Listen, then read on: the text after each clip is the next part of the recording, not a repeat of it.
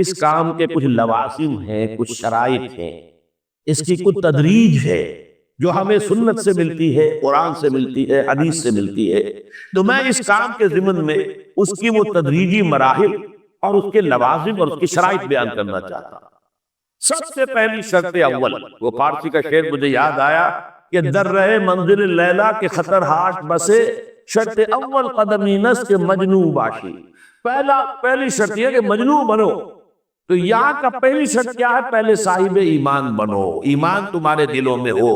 یا ایھا الذین آمنوا آمنوا باللہ ورسولہ، یعنی ایک ایمان تو تمہیں حاصل ہے، اقرار باللسان، وہ تو تمہیں والدین سے مل گیا، عقیدہ تمہارا ہے، متوارث جو ہے تم عقیدے کو مانتے ہو، لیکن دل یقین والا ایمان حاصل کرو۔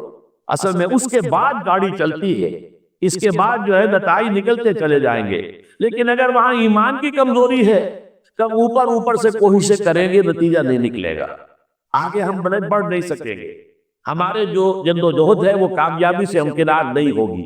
اس جیسے ہی ہے جیسے ہم درخت لگانا چاہ رہے ہیں جس کی جڑ ہی نہیں ہے، آپ زمین کھود کا درخت جو اس کے اندر ڈال دیں گے تو زمین تو نہیں پکڑے گی اس کو، وہ تو نیچے سے جڑ ہو اور پھر درخت جو ہے اس سے ابھرے، تو وہ ہوتا ہے کہ جس کے لیے یوں سمجھیے سرسبز درخت بنے گا۔ اس حوالے سے سب سے پہلا قدم کیا ہے؟ ہم اپنے گریبانوں میں جھانکیں، اپنے دلوں کو ٹٹولیں، وہ یقین والا ایمان ہے یا نہیں؟ اگر ہے تو اللہ کا شکر ادا کیجئے، تہنیت، مبارکباد، اور نہیں ہے تو پہلا کام یہ ہے کہ اے ایمان کے دعوے دارو، ایمان لاؤ جیسے کہ ایمان کا حق ہے۔ یقین اللہ کی ذات پر، اس کی صفات کمال پر، یقین مرنے کے بعد اٹھنے پر، بعث بعد الموت اور حساب کتاب، یوم حشر اور جنت اور دوزخ کا یقین، فرشتوں کا یقین، وحی کا یقین، قرآن کا یقین، کتابوں کا یقین، نبیوں اور رسولوں کا یقین، اور محمد الرسول اللہ کا یقین صلی اللہ علیہ وسلم کہ آپ آخری اور کامل رسول ہیں اللہ تعالیٰ کے، خاتم النبیین بھی ہے اور آخر المرسلین بھی صلی اللہ علیہ وسلم۔ یہ یقین پہلے پیدا ہونا چاہیے۔ تو اب ظاہر بات ہے کہ جب میں نے یہ بات اتنی بڑی کہی ہے تو پھر مجھے یہ بھی بتانا چاہیے یقین کہاں سے ملے گا، کون سی دکان ہے، سپر مارکیٹ کوئی ہے جہاں پر کہ یہ جنس بکتی ہو؟ پہلی بات تو یہ ہے کہ اس کے لیے آسان ترین طریقہ کیا ہے؟ صاحب ایمان کی صحبت اختیار کرو۔ جیسے آپ بھٹی کے آگے بیٹھیں گے تو حرارت پہنچ جائے گی، آپ برف کسی کے قریب بیٹھے ہوں گے ٹھنڈک پہنچ جائے گی۔ اگر صاحب ایمان ہے، کسی کے دل میں یقین والی بھٹی دہک رہی ہے، تو اس کے قرب سے آپ کے اندر بھی یقین پیدا ہو جائے گا۔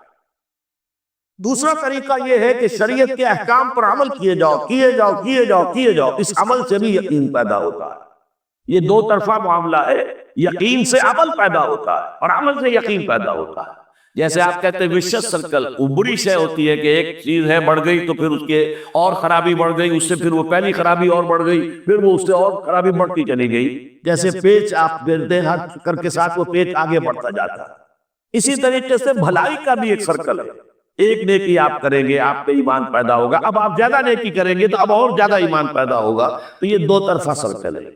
اور تیسری بات جو ہے، خاص طور پر فہیم، ذہین، انٹلیکچوئل لوگ، سمجھدار لوگ، اور آج کی دنیا آپ کو معلوم ہے کہ ہمارے نوجوان طبقے میں بہت بڑی تعداد ہے بہت سمجھدار لوگوں کی، اس لیے کہ ان کی معلومات کا دائرہ بڑا وسیع ہو گیا ہے۔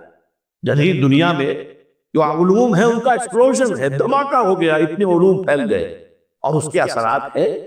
اخبار بین لوگ بھی جو ہے وہ بھی ایک طرح سے ہر ایک ان میں سے فلسفی ہوتا ہے، آپ اس سے ذرا بات کر کے دیکھیے، وہ اپنے فلسفے بگاڑے گا، اپنی رائے دے گا، معلوم ہوتا ہے کہ شاید سب سے بڑا سیاسی تجزیہ نگار یہی ہے۔ لہذا وہ لوگ کہتے ہیں کہ ہمیں تو وہ بات بتاؤ جو ہماری عقل کو بھی اپیل کرے۔ یہ جو معاملہ ہے وہ ایمان جو عقل کو بھی اپیل کرے، اس کی سورس صرف ایک ہے اور وہ قرآن حکیم ہے۔ مولانا ظفر علی خان نے ایک شعر کہا تھا بہت سادہ انداز میں، وہ جنس نہیں ایمان جسے لے آئیں دکانے فلسفہ سے، ڈھونڈے سے ملے گی عاقل کو یہ قرآن کے سپاروں۔ عاقل جو ہے انٹلیکچوئل، ایک ہے عام آدمی جو ہے صاحب یقین کی صحبت سے بھی یقین پیدا ہو جائے گا، عام آدمی عمل کرتا رہے گا اس سے بھی یقین پیدا ہو جائے گا، لیکن عاقل، انٹلیکچوئل، وہ شخص جو کہتا پہلے میری عقل کو اطمینان ہونا چاہیے پھر مانوں گا، اس کے لیے جو سورس ہے، منبع ہے، سرچشمہ ہے ایمان کا، وہ صرف اور صرف قرآن ہے۔ اس میں غور و فکر کرے، انسان اس طرح قرآن کو پڑھے کہ وہ براہ راست اس کا مفہوم اس کے دل کے اوپر اترتا چلا جائے۔ جیسے علامہ اقبال نے کہا ہے کہ تیرے ضمیر پہ جب تک نہ ہو نزول کتاب، گرا کشا ہے نہ راضی نہ صاحب کشاف۔ قرآن تو تمہارے اپنے قلب پر نازل ہونا چاہیے، اور یہ اصل میں ان کے والد نے کہا تھا ان سے۔ بالکل بچپن میں علامہ اقبال چھوٹے سے بچے تھے، ان کے والد سے ذرا صوفی منش آدمی تھے، وہ شیخ نور محمد۔ وہ آئے فجر کی نماز مسجد سے پڑھ کر آئے تو دیکھا کہ اقبال جو ہے بچہ وہ قرآن پڑھ رہا بیٹھا ہوا۔ اس نے کہا والد نے کہ بیٹے تم یہ قرآن کیسے پڑھتے ہو؟ اب وہ حیران ہوا بچہ، یا بچہ کچھ میں پڑھتا ہوں قرآن جیسے پڑھتے ہیں، آپ کا مطلب کیا ہے؟ کہا بیٹے قرآن ایسے پڑھا کرو کہ جیسے یہ تم پر نازل ہو رہا ہے، یوں سمجھو کہ تم پر نازل ہو رہا ہے، تم مخاطب ہو۔ اب کس چیز کو انہوں نے اپنے اس شعر میں ادا کیا؟ تیرے ضمیر پہ جب تک نہ ہو نزول کتاب، گرا کچا ہے نہ راسی نہ صاحب کشاف۔ جیسے یہ قرآن قلب محمد پر نازل ہوا تھا، فَإِنَّهُ نَزَّلَهُ عَلَىٰ قَلْبِكَ، جبرائیل نے یہ اے نبی اے محمد آپ کے دل پر اتارا ہے۔ تو جب تک ہمارے بھی دل پر نہیں اترے گا تو قرآن مجید جو ہے وہ ہمیں انسپائر نہیں کر سکے گا۔ ترجمہ آپ پڑھیں گے، کچھ آپ کو معلوم ہو گیا اس کا مطلب یہ ہے، تفسیر پڑھا اچھا جی ٹھیک ہے فلاں مفسر نے یہ لکھا ہے، فلاں نے یہ لکھا ہے، یہ معلومات تو مل جائے گی، لیکن وہ اندر سے جو موٹیویشن ہوتی ہے، اندر سے جو جذبہ ابھرتا ہے، اندر سے جو ایمان جو ہے چشمے کی طرح قلبی گہرائیوں سے ابلتا ہے، وہ نہیں ہوگا۔ وہ اسی وقت ہوتا ہے کہ جب وہ انٹلیکچوئل آدمی جو ہے وہ کم سے کم اتنی تکلیف ضرور کرے کہ اتنی عربی سیکھ لے کہ عربی جو ہے قرآن مجید اس کے براہ راست قلب پر نازل ہو سکے، وہ ترجمہ نہ دیکھے۔ اب ایک آیت پڑھی پھر ترجمہ دیکھا، اور دیکھا اس میں نمبر 11 لکھا ہوا ہے، حاشیہ میں جا کر دیکھا نمبر 11 یہاں ہے، وہ دیکھا، تسلسل تو ٹوٹ گیا۔ اب وہ بات نہیں رہی، اور ترجمہ جو ہے وہ سبھی جانتے ہیں، دنیا میں ہر بچہ بھی سمجھ لے گا کہ غالب کا کوئی شعر ہو اور وہ آدمی پڑھ کے جھوم جاتا ہے کہ کیا بات کہی، اسی کا انگریزی میں ترجمہ کر دیجئے، اب اس میں کچھ بھی نہیں۔ آپ نے مفہوم تو بیان کر دیا انگریزی میں، لیکن جو تاثیر ہے اس غالب کے شعر کی وہ انگریزی میں منتقل نہیں ہو سکتی۔